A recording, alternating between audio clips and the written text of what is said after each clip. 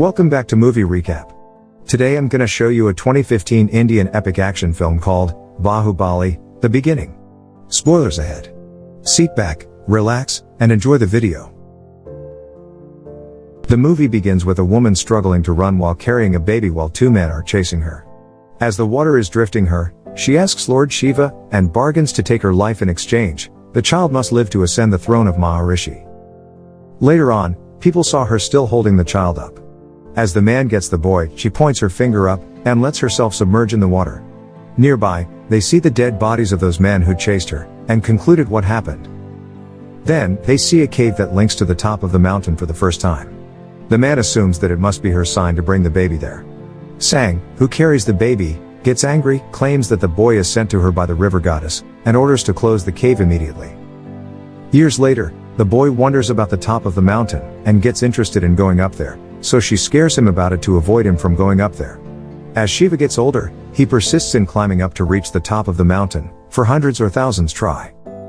Meanwhile, his mother follows Sage's advice to do the ritual by collecting water from the waterfalls, and pouring it repeatedly to make Lord Shiva answer her prayer, mainly to stop his son from climbing up. To his annoyance, he confronts the sage, and smashes the Lord Shiva stone representation that shocks everyone. He carries the stone all the way to the waterfalls, and the people follow him with astonishment. After they rejoice, he finds a wooden mask that fell from above. Then, his mother Sang, is delighted and grateful to the sage, that her prayers are answered. However, his attention is now diverted to the wooden mask. Shiva is too curious about the wooden mask, and its purpose. Unexpectedly, he created a face on the sand using the wooden mask, and he continues to complete the image of a woman. Then, he runs towards the waterfalls, where a gorgeous woman awaits him. He then follows her and faces various obstacles, where the woman shows and vanishes simultaneously. He continuously follows her, which tests his determination and perseverance. Unexpectedly, as he follows the woman, he finally reaches the top of the mountain. Meanwhile, he sees a woman named Avantika being chased by men. He then follows them, he hides, and sees them getting killed one by one. Avantika sees a remarkable necklace worn by one of them. He hides and follows Avantika and other men to their hiding place. Then, she reports to their chief about the necklace's owner as he has attained martyrdom. It angers their chief when one of their men tries to shed tears. He reminds them of their oath, and that their queen Devasana is being imprisoned. Then, they wear their wooden mask, and recite their pledge.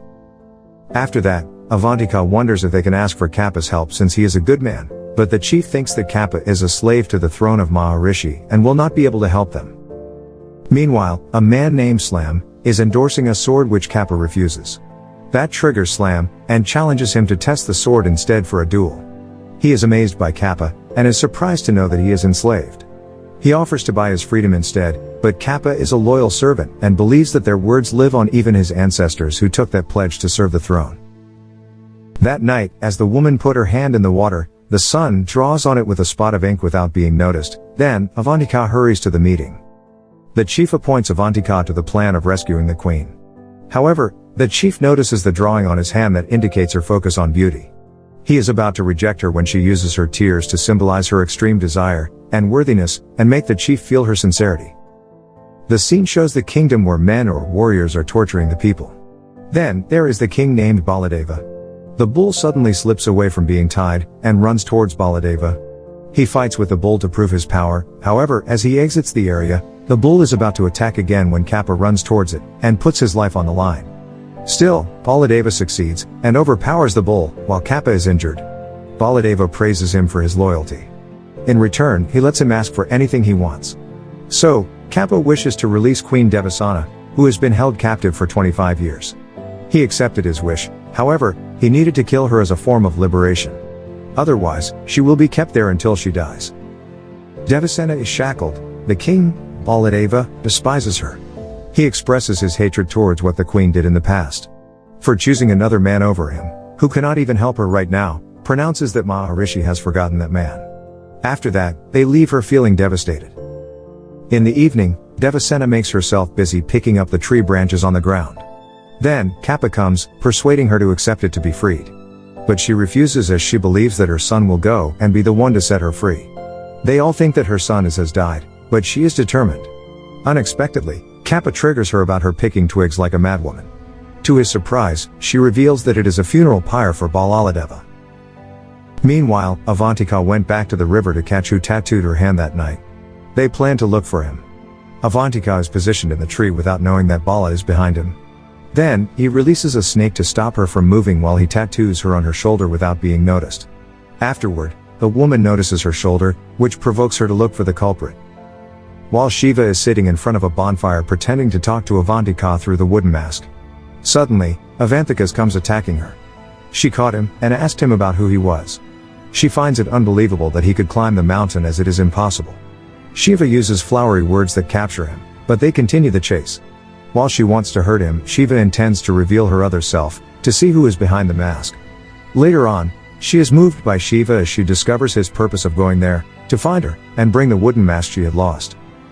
Musical plays for a while, they indulge in the momentum, making love, and appreciating themselves. Then, back to reality. Avantika picks up a flower, and makes Shiva unconscious, then, leaves him. Unfortunately, while walking, some men capture her and hurt her. When another man is about to cut her with a knife, Shiva comes to rescue her. While fighting with the men, one of them recognizes him, calling him Lord, and begging for forgiveness. When he notices that many men are coming, they quickly run, and chase them. Shiva throws a huge rock that causes an avalanche of snow where some of those men fall off, and he takes some part of the tree trunk to slide down safely. The sun rises, Avantika asks for forgiveness for what she did, which Shiva accepts immediately, and pronounces their union as lovers, sharing obligations, and all. He promises to rescue Devasana even without knowing her, as Avantika's goal is. As promised, Shiva rushed to the kingdom where Devasana was taken captive. They are having an event of lifting the king's golden statue. Devasana can sense her son's presence even without seeing him yet. As they raise the statue, the enslaved people are already weak, and cannot hold it anymore. The figure is about to stumble upon the workers when Shiva grabs the rope in a flash. Once again, his strength astonished the people. He takes the lead, and pulls the rope to lift the statue again. The wind blows, and exposes his face for a second. One of the enslaved people recognizes him, and utters, "Bali," then the rest follow, and shout his name while pulling the rope. The king and others get enraged, and curious about the name they are cheering. At the same time, Devasana feels delighted as people continue to rejoice in his son's name while lifting the statue, which triggers the king, Balaladeva. Meanwhile, Sang and the people are looking for Shiva.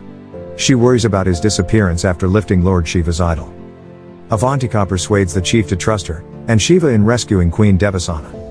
The king, Balaladeva, was still bothered about what the people did earlier as if it was the statue of Bali. So, they wonder what urged people to do it. Meanwhile, Shiva disguises himself as one of the warriors. The king asks them who was the first to utter the name of Bali.